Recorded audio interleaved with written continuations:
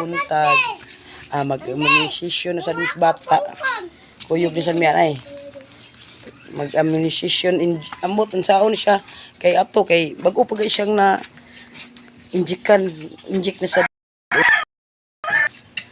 immunisasyon sa mis bata balik. Ako ni kuan aron mo kompleto sa niyang kuan immunisasyon.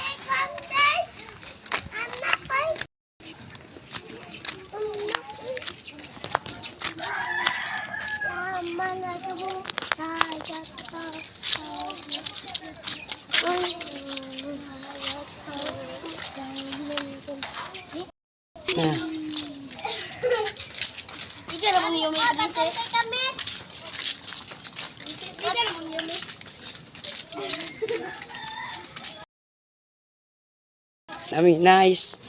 Nasad sa bata. Basig. Inject na sad siguro ni. Ay, pabalik pa man mi oh. Na oh.